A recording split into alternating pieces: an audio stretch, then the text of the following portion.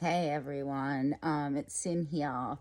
I have got another reading for you today, but it's going to come in two lots because it was two cards again. Feeling like it was also very specific for me, but if it's for me, it's probably for other people in the collective to have a think about too. So,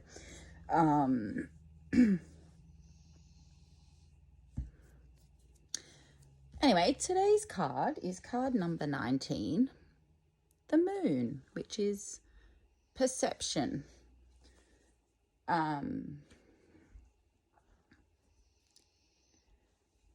So firstly, the number 19 represents trusting in the process and moving forward.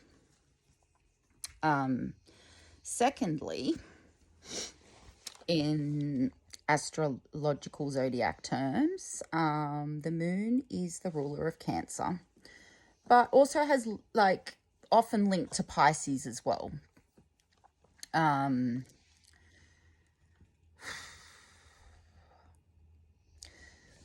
This card wants us to have a really good deep dive into the flow of our emotions.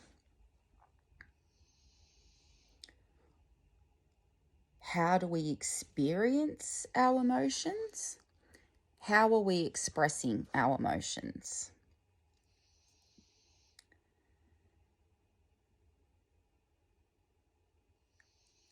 Often how we are experiencing and expressing our emotions is coming from a very deep place in our unconscious mind, right? Programming and childhood trauma and compounded traumas into adulthood, war, dispossession, colonialism, all of those things that can cause trauma, that make their way into our subconscious mind. And as much as we wouldn't like to admit it, they are often in the driver's seat, right? It wants us to know how do we nurture us? How do we nurture our communities? How do we create a sense of this collective nurturing that needs to be created in the world, you know?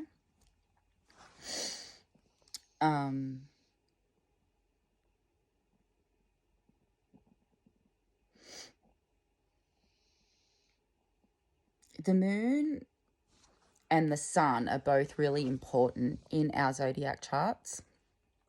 The sun is usually the things we're trying to achieve and become on a personal level, like skills and stuff we're trying to acquire. Well, for me it is. And then for the moon, that really represents like our deep emotional needs kind of thing.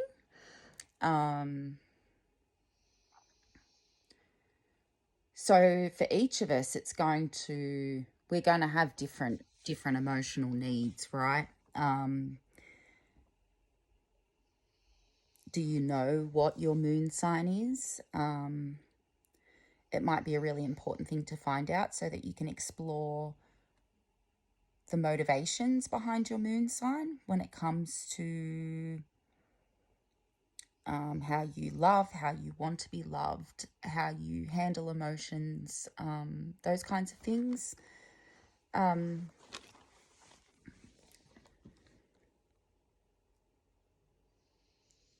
moon card's also asking us to really look at the patterns that continue in our life that are driven by our unconscious mind.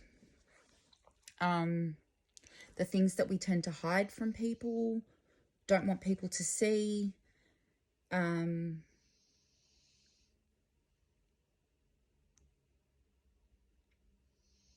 These emotional patterns that drive you. What What do they tell you about your internal calling? What is your intuition saying? What does your heart say? What does your mind say? I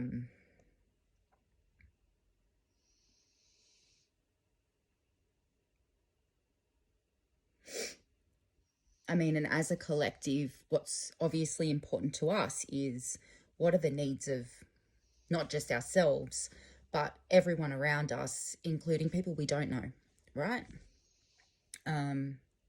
Obviously, it's easier for us to find out about the needs of the people that we do know if we're willing to ask the right questions, if those people are willing to be vulnerable and let us know.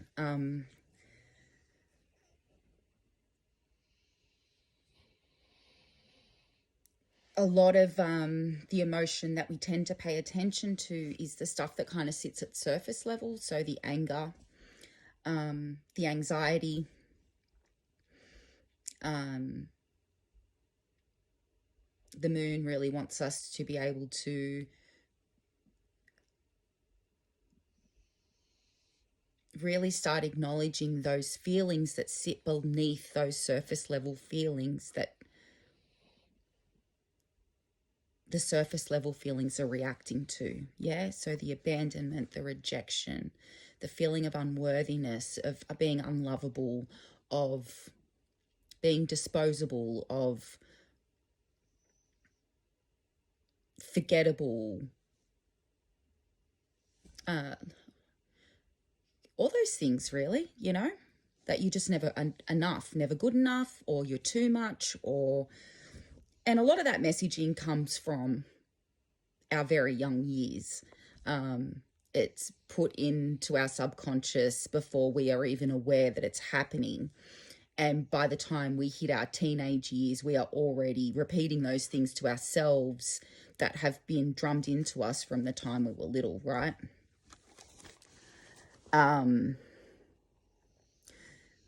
What do our habits, what do our actions say about what is going on in our unconscious mind? What does our body language say? What do our expressions say? You know, like we can look at the depths of our emotions a bit like the ocean, you know. It's not a place that really thoroughly gets explored. And I guess in order for us to heal in a way that can be part of bringing collective healing to the world is really being willing to go and face those parts of our emotional ocean depths that we have hidden for so long. Yeah. To look at the kind of insecurities that we have that create blocks in achieving the things that we want out of life. I'm a pretty straightforward person. I'm pretty open about my vulnerabilities and my past and even some of my present, you know.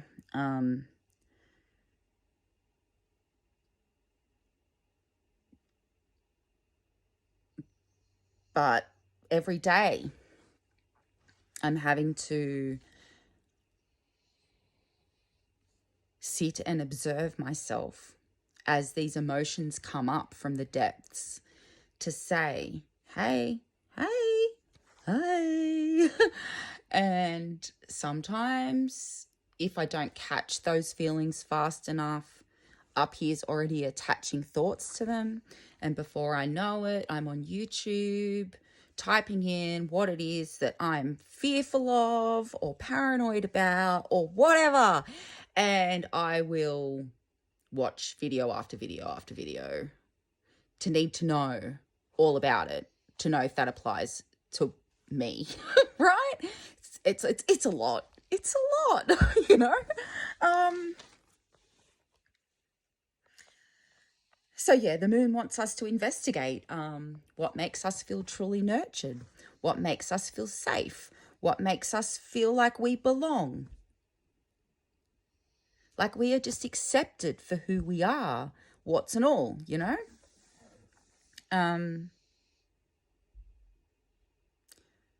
I guess very much going back to the reading I did on the fourth house, home, like what gives you that sense of home? What, who, where, how, like ask yourself, what is home to me? What feels like home?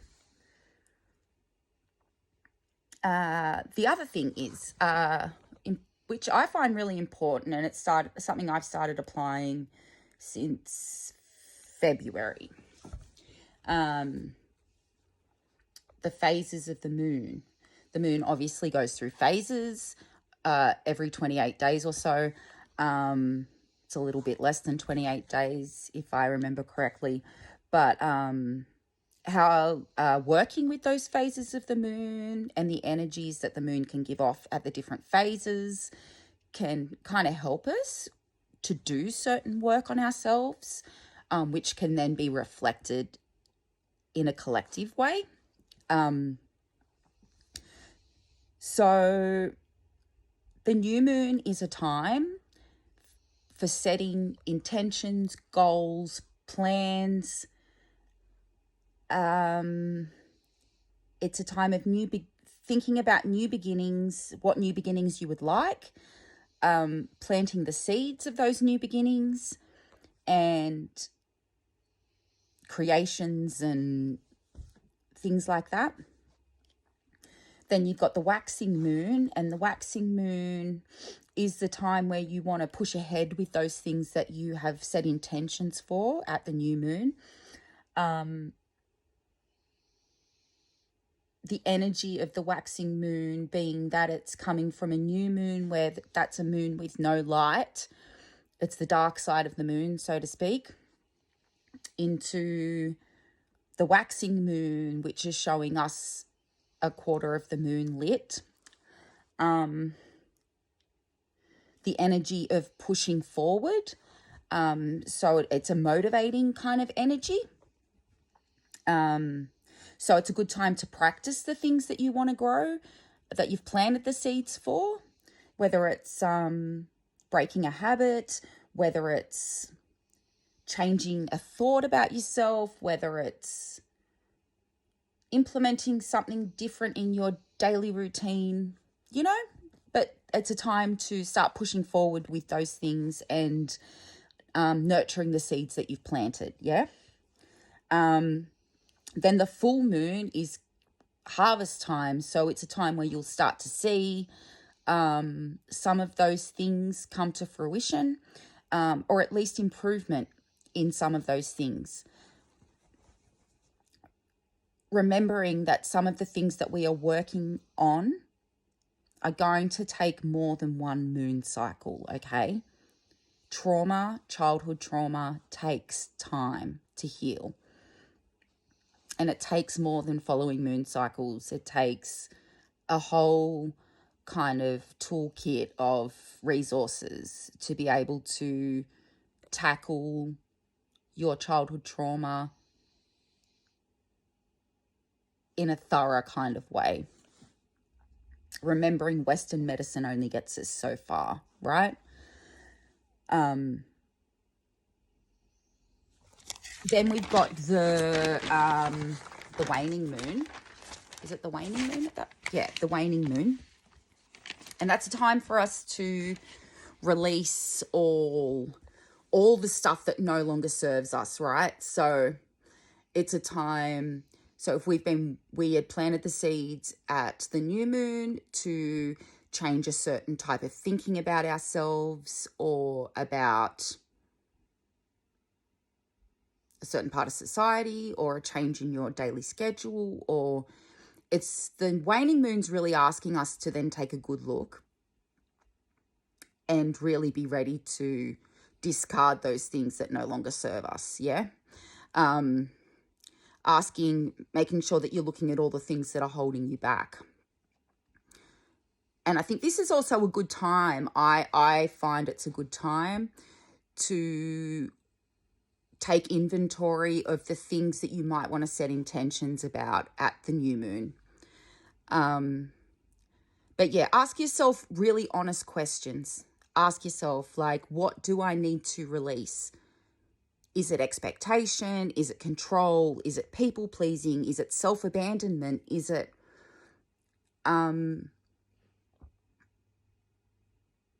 drugs, alcohol? Is it overspending? Is it one moon cycle at a time? Removing your dependence on the colonial systems? I don't know, like, it's up to you, but like, it can be on a macro level for you and a micro level, you know, like it can be something that will personally benefit you and then something that will then benefit the collective. It's up to you, right? But I'll tell you a little bit about the Cancer constellation, the star constellation for Cancer. So the story goes that Hera sent a crab to defeat Hercules when he was fighting a serpent called Hydra. The crab was sent to be a distraction, so that the crab would distract Hercules so that Hydra could beat Hercules. So what the crab did was continuously bit Hercules' feet. So showed persistence and motivation in doing that, and then used their shell as their protective armor, yeah? So it's a real representation of willpower, a need to, you know, tap into your intuitive skills to know how to do that strategic, those strategic war moves even, you know, like we talked about in Pallas Athena, the card, yeah? A time to be ready to focus and use all the skills that you have.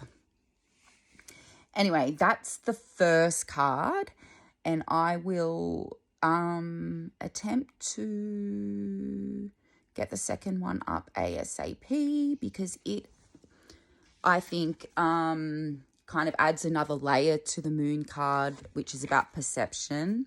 And then the next card is achieve. So what's our perception of achievement?